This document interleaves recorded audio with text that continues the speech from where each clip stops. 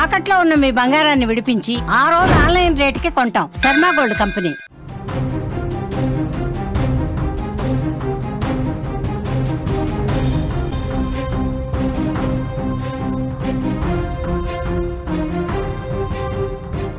Breaking news నేటి నుంచి కొత్త జీఎస్టీ స్లాబ్స్ అమల్లోకి వస్తున్నాయి.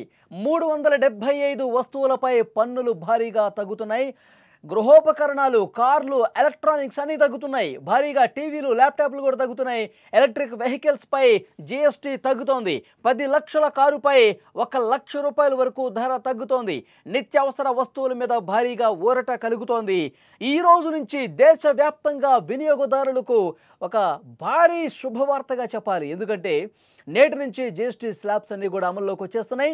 375కు పైగా వస్తువుల ధరలు గణనీయంగా తగ్గుతున్నాయి. ఇది సామాన్య మధ్య తరగతి వర్గాలకు ఒక పెద్ద రిలీఫ్గా చెప్పొచ్చు. ఈ కొత్త జీఎస్టీ స్లాబ్స్ దేశ ఆర్థిక వ్యవస్థలో ఒక కీలకమైనటువంటి నిర్ణయంగా మారబోతోంది. జీఎస్టీ కౌన్సిల్ తీసుకున్న నిర్ణయం ముఖ్యంగా మహిళలు, గ్రామీణ మధ్యతరగతి ప్రజలకు ఎంతగానో మేలు చేకూర్చబోతోంది. ముఖ్యంగా ప్రతి ఒక్కరూ ప్రతిరోజు ఏవైతే వస్తువులు వాడతారో, ఇంట్లో వస్తువులు వాళ్ళు ఇంటి దగ్గర నుంచి ఆఫీస్కు వెళ్ళటానికి బైక్స్ మీద వెళ్తుంటారు, కార్ల మీద వెళ్తూ ఉంటారు. అలాగే వంటింట్లో సామాన్లు కావచ్చు, ప్రతిరోజు ప్రతి పేదవాడు, ప్రతి మధ్యతరగతి జీవి వాడుకునే వస్తువులకు సంబంధించి ప్రతి ఒక్కటి కూడా తగ్గబోతోంది. పాలు, పెరుగు, చీజ్ వంటి డైరీ ఉత్పత్తుల మీద జీఎస్టీ 5 నుంచి ఏకంగా 0% పడిపోయింది. రోజువారీ ఆహార ఖర్చులు సుమారు 10 నుంచి 15% వరకు తగ్గుతాయి. అలాగే మసాలాలు, చక్కెర, బియ్యం వంటి ప్రాథమిక ఆహార ఉత్పత్తులు ఏవైతే ఉన్నాయో పదార్థాలు, దాని మీద జీఎస్టీ 5% దిగింది. ఇది గృహిణులకు నిజంగా ఒక గొప్ప వరంగా భావించాల్సిన అవసరం ఉంది.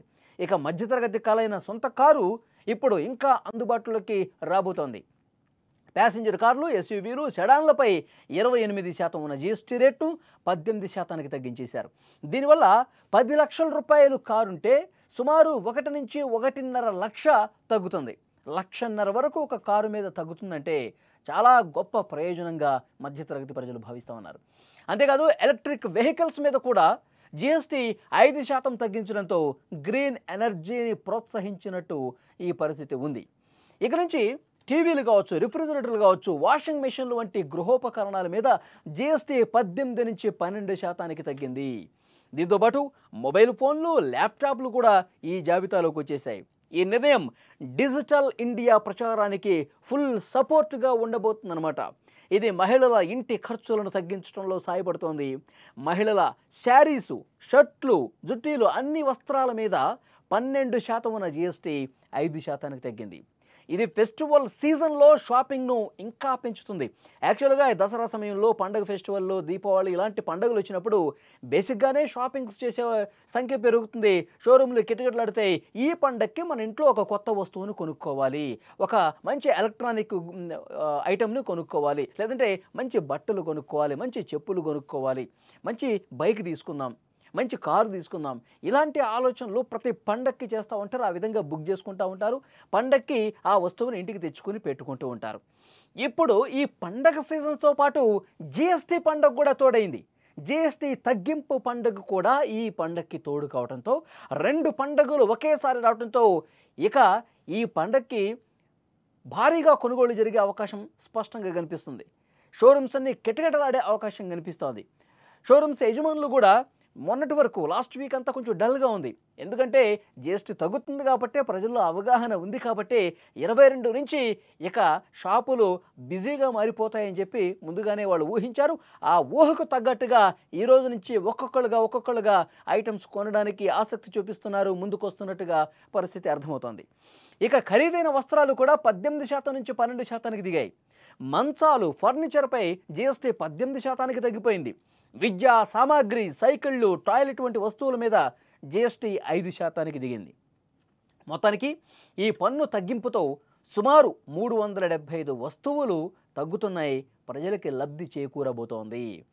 ఇక ఆర్థిక నిపుణుల ప్రకారం ఈ జీఎస్టీ తగ్గుదల దేశ ఆర్థిక వ్యవస్థకు ఒక నూతన ఉత్సాహాన్ని అందిస్తోంది. ఇది వినియోగాన్ని 8 నుంచి 10% వరకు పెంచుతుంది. చిన్న వ్యాపారులకు కూడా మార్కెట్ విస్తరణకు ఒక మంచి అవకాశం ఇదని చెప్తున్నారు. ఈ మార్పులు ద్రవ్యోల్బణాన్ని కూడా నియంత్రించడంతో పాటు ఉపాధి అవకాశాలను కూడా పెంచుతాయని చెప్తూ ఉన్నారు. ఎందుకంటే ప్రజల కొనుగోలు శక్తి పెరుగుతుంది. ఇవాళ కాదు రేపు కొనుక్కుందాం అనుకుంటారు, రేపు కాదు నెక్స్ట్ ఇయర్ కొనుక్కుందాంలే, ఒక 2 సంవత్సరాలు ఆగి కొనుక్కుందాంలే అనుకున్నటువంటి వస్తువులు కూడా భారీగా తగ్గడంతో ప్రజలు షాపింగ్స్ చేయడానికి ఎక్కువ అవకాశం చూపిస్తూ ఉన్నారు. ప్రజలు ఇక విరివిగా వస్తువుల కొనుగోలు చేస్తూ ఉన్నారు. ప్రజల కొనుగోలు శక్తి పెరుగుతుంది. అట్ ద సేమ్ టైం ప్రజలు వస్తువులు కొంటూ ఉంటుంటే ఆ వస్తువుల తయారీ అనేది ఇంకా పెరుగుతుంది. ఆ తయారీదారులు, ఉత్పత్తిదారులు ఎవరైతే ఉంటారో వాళ్ళకు కూడా డబ్బులు వస్తుంటాయి. వాళ్ళు ఇంకా వస్తువులు తయారు చేస్తారు. మొత్తానికి ఈ కొనుగోలు అమ్మకాలు అనేవి భారీ స్థాయిలో జరగటం వల్ల, ఈ రేట్ అనేది పెరగటం వల్ల దేశానికి ఉపయోగం, దేశ ఆర్థిక వ్యవస్థ బలోపేతం కావటానికి ఇది ఒక గొప్ప మార్పుగా రాబోతుందని చెప్పి చాలా స్పష్టంగా మేధావులు, ఆర్థిక విశ్లేషకులు కూడా అంచనా వేస్తున్నారు. నిజంగా భారతదేశంలో ఒక పెను మార్పు ఈ GST 2.0తో రాబోతుంది అనటంలో ఏమాత్రం సందేహం లేదు.